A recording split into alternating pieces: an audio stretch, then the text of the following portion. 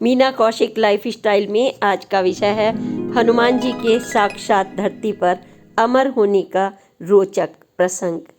भगवान श्री राम जब गोलोक जाने लगे तो क्यों वह भावुक हुए और उन्होंने अमरता का वरदान होने के बावजूद क्यों यह कहा कि आपको धरती पर ही चिरंजीवी रहना पड़ेगा, और पुत्रवत उन्होंने हनुमान जी को क्या समझाया।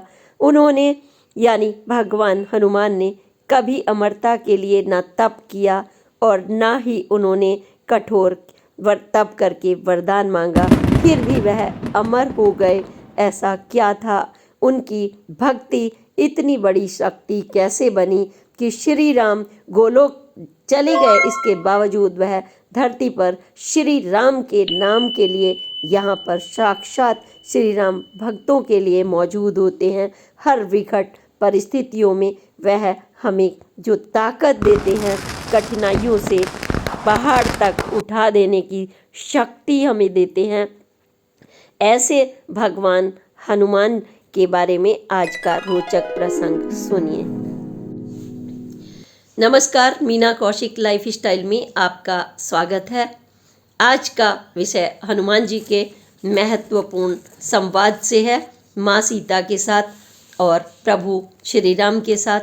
क्योंकि जब आज भी यह विश्वास करते हैं कि जब भगवान किसी ना किसी रूप में होते हैं, लेकिन हनुमान जी साक्षात भक्तों के लिए हमारे धरती पर कैसे मौजूद हैं और वह स्वयं यहाँ पर हमारी मदद करने के लिए आ जाते हैं। यह कैसे संभव है जबकि भगवान श्री राम तो गोलोकवासी हो गए थे और वह अनन्य भक्त थे, इसके बावजूद हनुमान जी यहाँ पर क्यों मौजूद हैं और उन्होंने यह अमरता का वरदान जो माता सीता ने उनको दिया था, वह क्यों हट पर तुल गए थे कि नहीं, मुझे अमरता नहीं चाहिए। जबकि कोई भी बड़े से बड़े देवता हों, राक्षस हों, कोई भी मनुष्य हो, वह अमरता के लिए तमाम कठोर तप किया करते हैं, लेकिन ना तो उन्होंने अमरता के लिए कोई तप किया और ना वो अमरता अपने पास रखना चाहते थे। फिर उनके पास सबसे बड़ी ऐसी क्या ताकत थी और है आज भी कि वो अमर हैं, धरती पर चिरंजीवी हैं। और इसीलिए हम हनुमान जी से चिरंजीवी होने का आशीर्वाद अपने बच्चों के लिए और अपने लिए मांगते हैं। आयु के लिए भी वही सबसे बड़े अगर कोई हैं तो हमारे हनुमान जी ही हैं। जब भी हम कष्ट में हों, किसी भी बड़े से बड़े, तो हनुमान जी हमारे उनका स्मरण करते ही भक्तों के लिए चले आते हैं। क्यों और क्या, कैसे, हर मनुष्य का स्वभाव है जानने का कि उनके पास ऐसा क्या है कि स्मरण मात्र से हम चिरंजीवी हो जाते हैं, बड़े से बड़े संकट टल जाते हैं, हादसे टल जाते हैं। तो इसके बारे में एक पौराणिक कथा है कि जब श्रीलंका में माता सीता के सामने प्रभु श्री राम प्रकट हुए और मन में उनके, क्योंकि मन में तो स्त्री के हमेशा भगवान श्री राम ही होते हैं, और वह अपने मन में जाप करती रहती थी। अशोक वाटिका में बैठी हुई थी परेशान। जैसे ही उन्होंने अपना बैठी हुई थी राक्षसियों से घिरी हुई, प्रभु का स्मरण किया तो तभी वहाँ पर एक अंगूठी गिरी थी और हनुमान जी प्रकट हुए। हनुमान जी प्रकट हुए और वहाँ उन्होंने देखा कोई दूर तक नहीं था, एक वानर था, वानर रूप में छोटा सा, लेकिन अंगूठी वहाँ पर भगवान श्री राम की। उनका सूक्ष्म रूप माता ने देखा, लेकिन माता ने हनुमान जी ने उनको कई रूप दिखाए अपने, जिसमें विशाल रूप भी दिखाया लंका जलाने में, और उन्होंने विवेक भी दिखाया विभक्षण से, जब माता सीता की खोज कर रहे थे वो, और उन्होंने माता को मृत ही मान लिया था, क्योंकि पूरी लंका में उन्हें जब नहीं दिखाई दी, उन्होंने वहाँ पर एक से एक राजमहल देखे, रावण का राजमहल सब, लेकिन वो तो अशोक वाटिका में एक पेड़ के नीचे बैठी हुई थी, जो वह ये सोच भी नहीं सकते थे, क्योंकि सोने की लंका में अगर रावण चुरा कर ले गया है तो उसने कहाँ कैद किया होगा, हनुमान जी यही सोच रहे थे। लेकिन जब उन्होंने देखा माता सीता को और माता सीता उन्हें नहीं पहचान सकी थी, तो उन्होंने अपने तमाम रूप वहाँ पर जो भक्ति की पराकाष्ठा है, श्री राम के मदद के लिए भगवान ने अवतार लिया था। कैसे लिया था ये भी मैं बता रही हूँ। बल, बुद्धि, विवेक, शक्ति, सूक्ष्म, माँ के सामने सूक्ष्म हो जाना, दूसरे दुश्मन आए तो उसके सामने विराट रूप भरना, और भक्ति के नाम पर श्री राम के हर जगह वो दिखाई पड़े, चाहे वो विभीषण को मिलवाना हो, सुग्रीव को मिलवाना हो, बाली को मिलवाना हो, या फिर संजीवनी पहाड़ जब लक्ष्मण जी मूर्छित हुए हो, किसी भी जगह, हर जगह, या फिर उनको कंधे पर लेकर बैठाना भगवान श्री राम को। आप सोचिए, एक भक्त, हर जगह भक्त की पराकाष्ठा उन्होंने, हनुमान जी ने ही दिखाई है।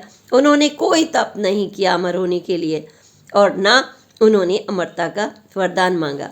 लेकिन माँ होती है, प्रसन्न हो जाती है अपने बच्चे की तरह से। उन्होंने हनुमान जी को अमरता का खुश होकर के वरदान दिया था, और इसी वरदान के साथ उन्होंने ये सोचिए कि उन्होंने अपना जो रंग है संदूर का, वह भी जब क्यूरियोसिटी में पूछा, माँ ये क्या लगा रही हो जंगल में बैठकर भी, यहाँ इतने दुख और संकट के समय भी, तो उन्होंने कहा यह मैं सिंदूर लगा रही हूँ भगवान श्री राम का, इससे मुझे प्यार मिलता है।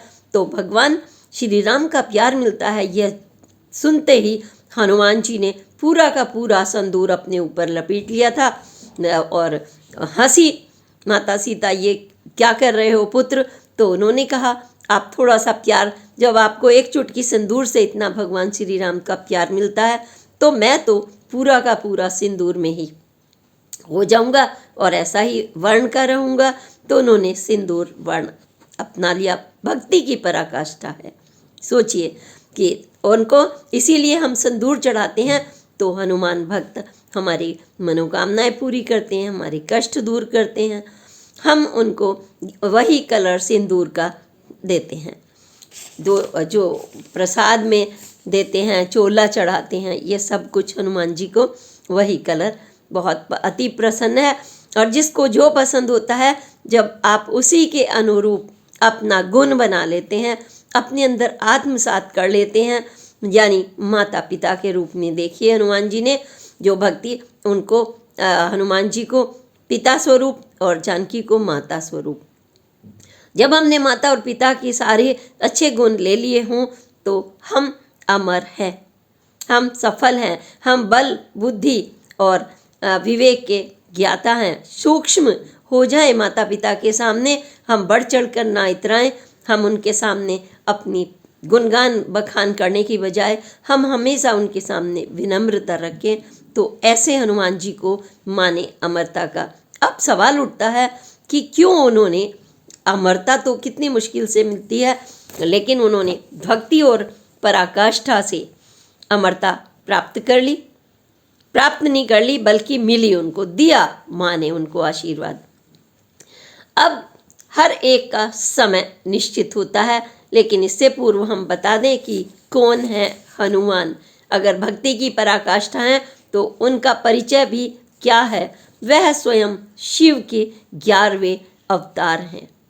अब जब त्रेता युग में कहते हैं राम भगवान ने जन्म लिया, राक्षसों का वहाँ पर फैलाव हो गया था। देवता जो प्रवृत्ति के लोग होते हैं वो परेशान हो रहे थे, हाहाकार मच रहा था।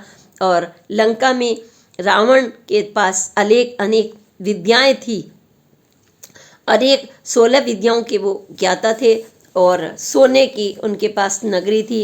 उनके भाई जो राक्षसगण उनमें घमंड से चूर होते थे और अत्याचार करने से बाज नहीं आते थे। और इसी तरीके से जब हाहाकार मच रहा था धरती पर और तमाम तरह के राक्षसों से निपटने के लिए भगवान ने उस समय श्री राम जब धरती पर जन्म लिया देवताओं के विनती पर और आए वो वहाँ पर, भगवान शिव को उस समय लगा वो त्रिकोल, क्योंकि त्रिकालदर्शी हैं भगवान शिव, सृष्टि के रचयिता हैं। तो जैसे हम अपने परिवार को जानते हैं कौन शरारती है, कौन छोटा है, कौन बुरा है, कौन को किसको कैसे संभाला जाए। तो माँ बाप स्वयं रहना चाहते हैं हर जगह, पढ़ाई के समय, सोने के समय, खाने के समय, पीने के समय, नहलाने के समय माता पिता स्कूल जाएंगे तब, आते ही हर समय साथ रहना चाहते हैं। तो भगवान शिव का मन बहुत विचलित हुआ और उन्होंने माँ पार्वती से कहा कि मैं धरती पर जाना चाहता हूँ। श्री राम वहाँ पर अवतरित हो गए हैं। उन्होंने माँ पार्वती व्याकुल हो उठी और कहा, आप चले जाएंगे अगर धरती पर तो मैं आपके बिना कैसे रहूँगी। यह भी विचारणीय है कि एक पत्नी पति के बगैर कैसे रह सकती है, क्योंकि सारा जो घर का मुख्य आधार होता है वह पति होता है। जो स्त्री ऐसा मानती है मन से, क्रम से, वचन से, फीलिंग से, तो वही असली स्त्री के उसके अंदर गुण होते हैं और वो व्याकुल हो जाती है जरा यह सोचने भर से कि वो उससे दूर हो जाए। और इस वही माँ पार्वती ने अपनी विनम्रता से अपना दुख सामने रखा और चिल्लाना नहीं, जो सामान्य स्त्रियां होती हैं वो चिल्लाने लगती हैं कि आप इधर जा रहे हो, वहाँ जा रहे हो, यहाँ गए होंगे, वहाँ गए होंगे, लेकिन उन्होंने अपना विरह सामने रखा और कहा कि मैं नहीं रह पाऊंगी, आप के कोई और तरीका अपनाइए। तब भगवान शिव ने निर्णय लिया कि वो हनुमान जी के रूप में अवतार लेकर के जाएंगे नीचे, क्योंकि मदद तो करनी है। श्री राम को बहुत धरती पर परेशानियों का सामना करना पड़ेगा और उस समय कोई ऐसी ताकत चाहिए जो कदम कदम पर उनकी मदद के लिए सामने रहे। भगवान शिव ने 11वें अवतार के रूप में वानर के रूप में जन्म ले लिया, जिसको हम कहते हैं भगवान श्री हनुमान, पवन पुत्र हनुमान। पवन के उनके क्यों यह रूप लिया उन्होंने? पवन के बराबर उनकी तेज गति, एक्टिव, सुस्त नहीं है जो आजकल के बहुत सारे जरा सा काम कर लिया थक गए, क्योंकि उनका फिर सफलता नहीं मिलती उनको। अगर इस तरीके की विपरीत प्रवृत्तियां हों तो उनके पास क्या क्या है? पवन जैसी गति, एक्टिव है वानर की तरह, जिसको घर की बार की चिंता नहीं है, बस इधर से उधर, इधर से उधर पूरी धरती को वो नाप लें। सूक्ष्म रूप, उसके लिए यह भी नहीं है कि किसी एक घर में बैठना है, छोटे से छोटा रूप अपने प्रभु इष्ट के सामने बना लें। विशाल रूप राक्षस प्रवृत्ति के लोगों के लिए, उसमें उधम मचा दें, वो आग लगा दें पूरी की पूरी, उनका विशाल रूप हो जाए, जैसे कि उनकी पूंछ तक ने कमाल दिखाया था। विवेक से काम लें, कैसे शांति स्थापित करती है, कैसे हम निर्जन स्थान में भी, परेशानी में भी, जैसे श्री राम भगवान थे, एक तरफ पत्नी का अपहरण, दूसरी तरफ कोई नहीं है, दर दर भटक रहे हैं, किस तरीके से वहाँ हनुमान जी के विवेक ने हमेशा श्री राम का साथ दिया है कि छोटे छोटे जो परेशान होते थे, जैसे सुग्रीव और बाली, विभीषण, ये सब परेशान थे अपने अपने अत्याचार, कोई भाइयों से और किसी परिस्थितियों से, उन्होंने उनको सबको इकट्ठा करने में पूरी अपनी भूमिका निभाई। दूत कहें, श्री राम के भक्त कहें, भाई कहें, वो हर रूप में उनके सामने थे। और यही वजह है कि उनके रूप के और हमारे रूप में भी वो, जब हम शिव के अंश हैं तो हमारे लिए वो हमेशा मौजूद खड़े होते हैं, स्मरण करते ही।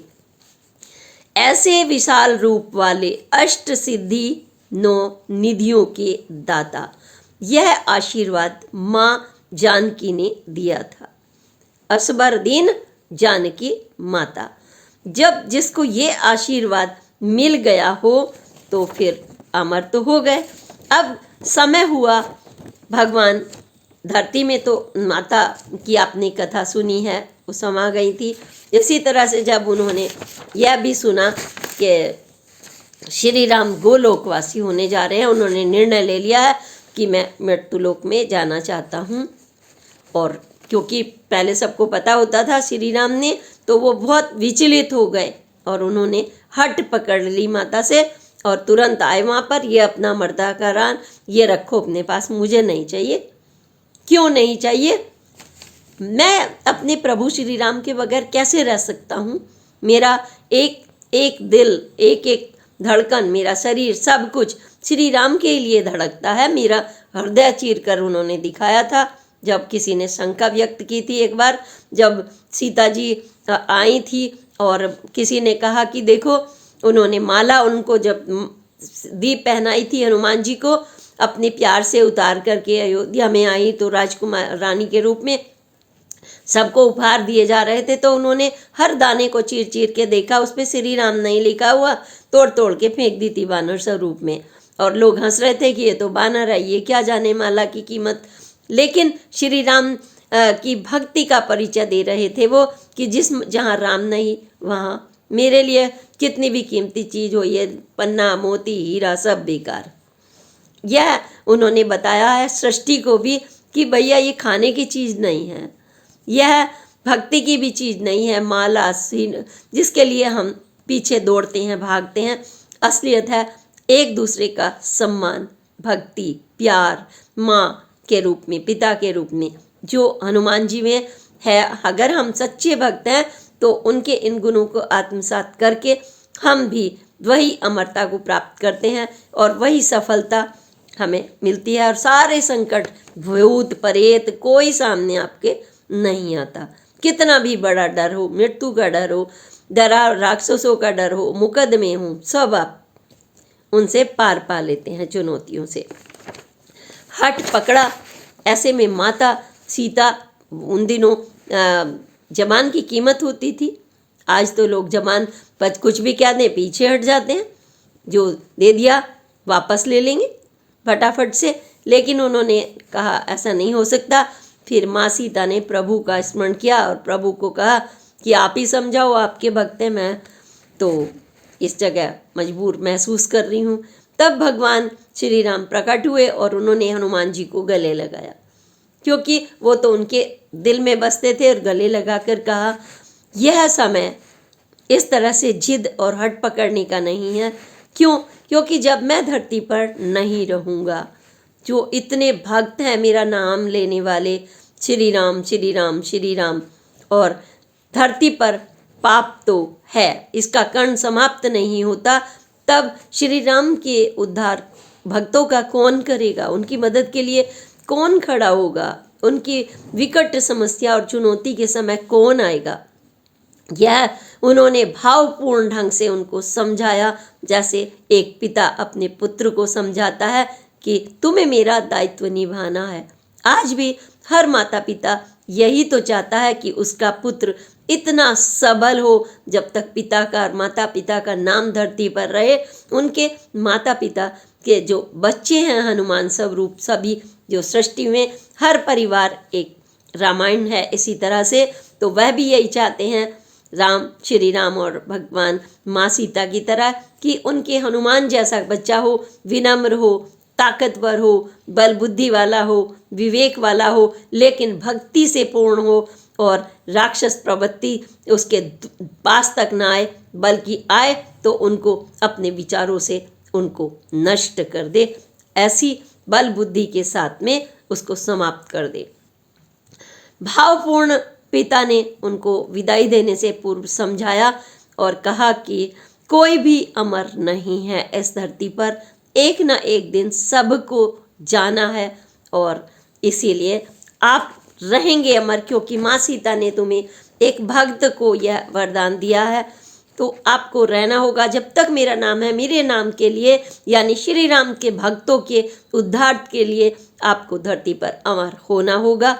तो भगवान ने तब हनुमान जी ने उनके क्या करते, क्योंकि भक्ति तो पराकाष्ठा है, वो जिद यहाँ मजबूर हो गए और उन्होंने कहा कि जहाँ जहाँ श्री राम भक्त हैं वहाँ वहाँ मैं मौजूद हूँ। यानी हनुमान जी को सच्चे दिल से जो भी श्री राम भक्त यानी सकारात्मक सोच वाले लोग जिंदा रहेंगे, तब तक हनुमान जी अमर ही अमर हमेशा आपके सामने आके प्रकट हो जाएंगे।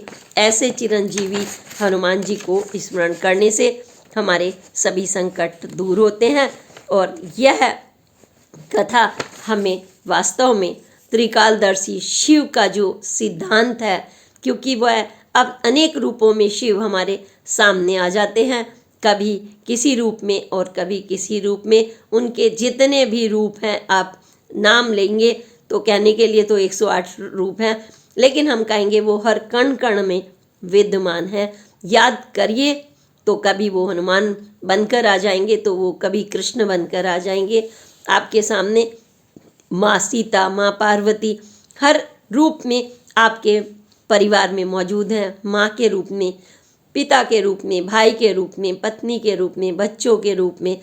सिर्फ आपको अपने जो विवेक है उसको समझने की जरूरत है। परिवार में आपको अपना सूक्ष्म रूप धरना होगा, विनम्र बनना होगा, विशाल रूप आप चुनौतियों के सामने लें। जब चुनौतियाँ आए तो वहाँ पर डट कर खड़े हो जाएं। यही है हनुमान जी का सबसे बड़ा विशाल भक्ति का रूप, जिसमें आप अमर हैं। सफलता के झंडे आप हनुमान जी की कृपा से हमेशा बुलंद करते रहेंगे।